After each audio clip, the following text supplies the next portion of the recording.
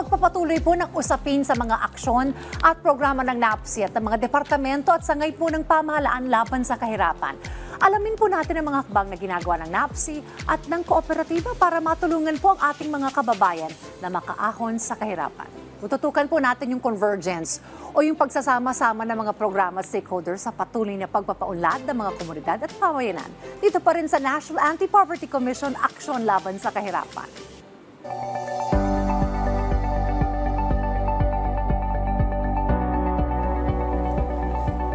Makakakwentuhan po natin ngayong araw dito sa ating programa si Chairperson Noel Raboy ng Philippine Chamber of Cooperatives upang talakay ng mga advokasya at programa ng mga kooperatiba laban sa kahirapan. Sir Noel, magandang umaga po sa inyo. Magandang umaga, Ma'am Dayan, and magandang umaga po sa ating mga listeners, sa mga co-op members, mga co-op leaders, magandang umaga po sa lahat. Alright, let's talk about the Philippine Chamber of Cooperatives Incorporated. I understand, relatively new ito, around roughly 2 years. So, bakit po ba binuo ito nga Philippine Chamber of Cooperatives Incorporated? At ano po ang kahalagahan nito sa sektor ng kooperatiba? Ma'am Dayan, ang Co-op Chamber ito ay mga inisyatibo ng mga co-op leaders natin nationwide na nakikita natin na wala talagang boses when you talk about consultations, ano yung pwedeng gawin, mga friendlier regulations at legislations na may impact sa kooperatiba.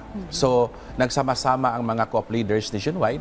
Yung co-ops kasi ngayon, meron tayong 13 million Filipinos na member ng kooperatiba. Okay. Maraming mga organization.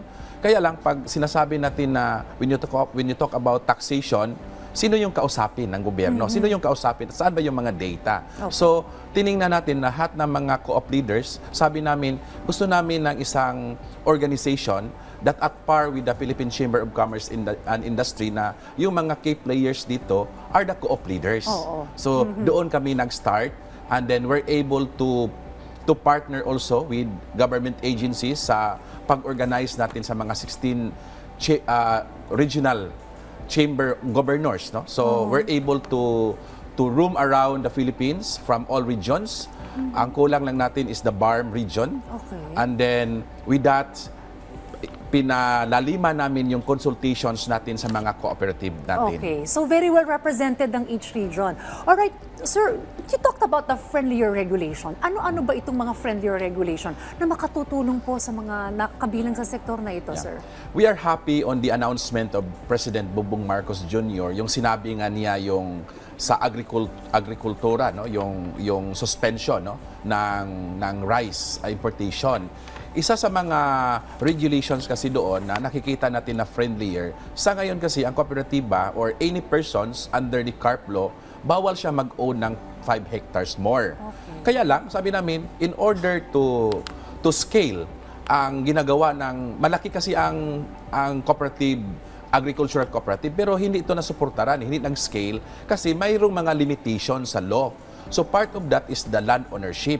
Sabi namin, pwede namang ang individual, pwede siya na 5 hectares lang. Pero yung kooperatiba na marami ngayong mga land, mga production, just like SIDSI, yung Sorosoro ibaba, maraming sakop yun ng mga hectares, pero hindi nila nabigyan ng magandang tawag economy of scale kasi limitation, may limitation.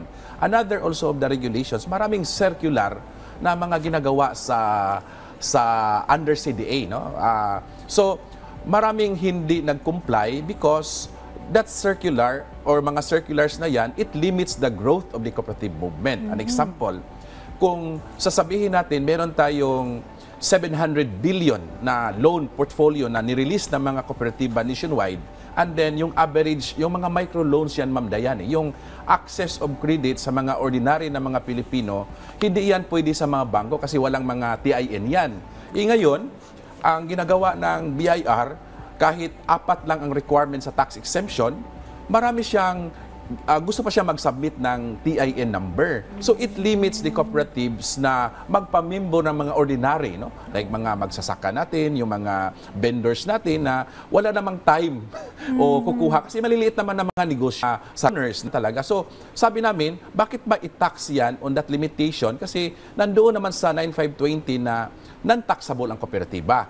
May limitation of your transactions from 10 million sa transacting to non-members. So, sabi namin, when President Marcos announced in 2003 na dapat may i-amend yung, in fact, na priority bill pa ngayon. So, Co-op Chamber, doon kami nag-start ng consultation. Sabi namin, ano ba ang gusto ng sektor to support the President's announcement? So, sabi namin, sige, sa tax exemption, gusto namin na 100 million ang non-taxable. Kasi, halimbawa, kung ang negosyo mo naman is pharmacy, ang negosyo mo naman is transport cooperative ka, hindi naman lahat mga membro ang magsakay dyan eh. General public yan eh. Kung ilimit mo, it limits also the reach, the scale of this cooperative enterprise. Malaki ang cooperative enterprise natin. Hindi lang na highlights sa Philippine economy. In fact, the co-op economy contributes 2% of the gross domestic products natin sa Pilipinas. Kaya sabi ko, 1 for every 10 Filipinos are co-op members. Okay. Yun. So, yun ang mga legislations sa tingin namin pag kasama na rin yung 5 years, no? Na kasi ngayon, every year mag-renew ang co-op, Ma'am Dayan. Pwede naman kasi I'm also the President CEO of Insurance. Sa amin naman sa Insurance Commission, 5 years kami. Bakit naman hindi gawing 5 years ang legislations, ang tawag natin dito, ang registrations, ang CUR, para naman makabigay ng yung time, no? Yung time sa makasave rin ang government sa kanyang inspection. So, hindi naman sinasabi na hindi sa mag-inspection eh. Ang sinasabi natin is friendlier na fit talaga sa cooperative movement. Okay. Marami pa palang mga pwede talagang gawin para mas mapabuti ang sektor ng kooperatiba. And talks are being done already para po isulong itong mga inyo pong nabanggit. Now, I understand, meron po kayong National Leadership Congress at ito po isang taxation forum on August 14 and 15. Tell us more about that. Yeah, kasama yan, Ma'am Dayan, sa August 14 and 15 ang taxation forum. And then doon naman, kasi meron na tayong na-set up ng mga co-op governors, no, under the Philippine Co-op Chamber nationwide. So lahat ng mga officers nationwide, meron tayong pagtipon-tipon, kaya isa doon ang part of that is how to help the government to reduce the poverty, no? Kasi may mga programa naman talaga. So doon talakayin rin natin ano pa ba yung amendment sa 9520 na tingin natin can support the growth of the cooperative movement in the Philippines.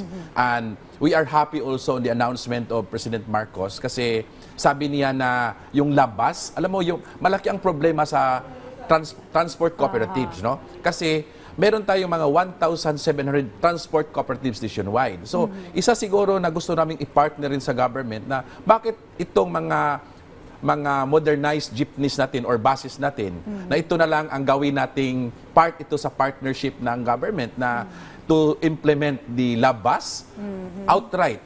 Pwede nating gawin yon, no? So isa yon sa mga tingin namin na part of the discussions also on that. But basically, on the taxation kami kasi tingin namin kasi na maraming cooperative ngayon na natatax na hindi naman dapat i-tax. Okay. So, meron ring move ngayon ang Philippine Chamber of Cooperatives na mag-file na nga kami sa Supreme Court so that merong talagang question at law kasi yun eh. So, titingnan namin kung how the cooperative movement na ma-implement talaga ang taxation ng tawag natin dito yung tax exemption sa mga Pilipino. Okay, let's talk about convergence, Sir Noel. Sino-sino, ano mga agency ang inyo pong nakikipag-ugnayan po kayo para po sa ikabubuti ng sektor ng kooperatiba? Una, ang NAPSI, no? We are very thankful for Secretary Lope that for all the regions na meron tayong Co-op Chamber Regional Assembly, kasama natin ang NAPSI. Kasama rin natin ang DepDev, no? Yung dating NEDA, na sila yung nagbigay sa atin ng mga data, ano yung mga critical mass natin, ng mga regions natin, na saan ba nakatutok, and then how the cooperatives can support and help to that, no? Kasi marami namang programa talaga ang gobyerno, no? Na tingin natin hindi lang na-tap o hindi lang na-inform ang mga kooperatiba. So, isa yon sa mga tiningnan natin ng programa dito sa ating Co-op Chamber. Alright. So, bakit po mahalaga itong pagtutulong-tulungan ng iba't iba pong mga stakeholders, itong convergence na ito para po sa mga miyembro ng cooperative sector? Ang Co-op identity, Ma'am Dayan, is very unique, no? Because we are different from the corporations because the enterprise is owned by the ordinary people. Ito na yung mga co-op members. Kasama yan ang values and principles ng co-ops. Ano ba yon? Yung principle ng cooperation among co-ops, isa yon sa unique identity ng kooperatiba na magtulong-tulong ang mga kooperatiba towards the upliftment of their goals, no, sa cooperative. So, yun ang that attach us to cooperative movement. In fact, sa ibang bansa, Ma'am Dayan, malaki ang contribution ng co-ops, no? Malaki ang mga programa at saka enterprise ng kooperatiba that helps a lot of the ordinary people. So, yun ang mga values and principles namin na ang mga kooperatiba lang, no? Na bakit ako mag-join ng co-ops? Because in governance lang, in education, lalo na yung financial literacy program, cooperatives can help that because the values of self-help and self-responsibility, yung self-reliance, nandyan yan sa kooperatiba. Okay. Well, on that note, maraming salamat po Chairperson Noel Raboy sa pagsagot po sa aming mga katanungan. At we look forward na itong mga isinusulong po ninyo ay maisakatuparan para po isakabubuti pa ng sektor ng kooperatiba. Maraming salamat. At syempre ito, Chairperson Noel Raboy, sabayan niyo po ako at sabay-sabay tayong umaksyon laban sa kahirapan. Maraming pong salamat Salamat, muli Ma'am Dayan. na kapanayam natin, Chairperson Noel Raboy ng Philippine Chamber of Cooperatives.